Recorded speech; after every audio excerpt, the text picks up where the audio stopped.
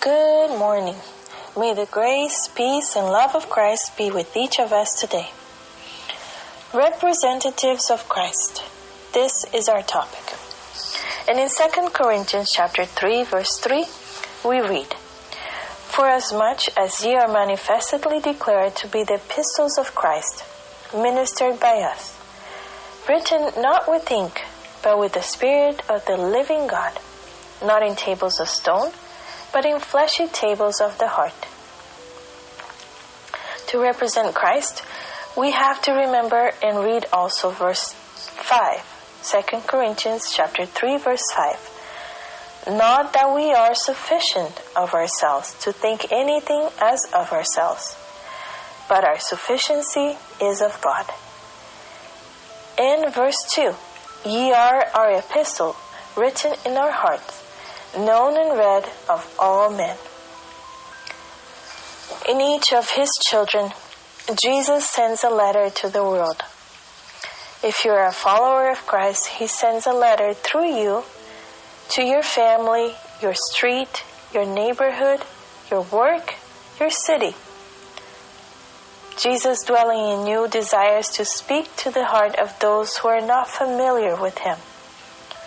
Maybe they do not read the Bible, or they don't hear the voice that speaks through her pages. Maybe they don't see God's love through his work.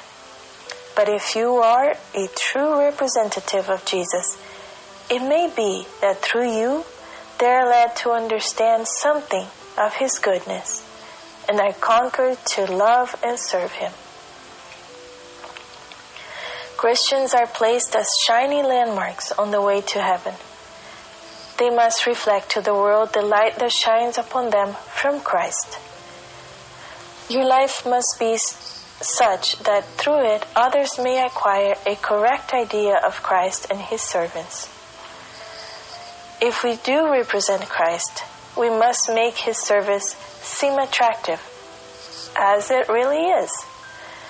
Christians who gather up gloom and sadness to their soul and murmur and complain give to others a false representation of God and the Christian life. Satan is exultant when he can lead the children of God into unbelief and despondency. He delights to see us mistrusting God, doubting his willingness and power to save us. He loves to have us feel that the Lord will do us harm by his providence. It is the work of Satan to represent the Lord as lacking in compassion and pity. He fills the imagination with false ideas concerning God. And instead of dwelling upon the truth in regards to our Heavenly Father, we too often fix our mind upon the misrepresentations of Satan, and we dishonor God by distrusting him and murmuring against him. Many, walking along the path of life, dwell upon their mistakes and failures and disappointments, and their hearts are filled with grief and discouragement. May we represent Christ with a life of praise and love. Let us represent our God as he is, just, good, kind, merciful. Let us gather the roses, the lilies, and the pinks. I will see you tomorrow for our next meeting. Until then, have a lovely day.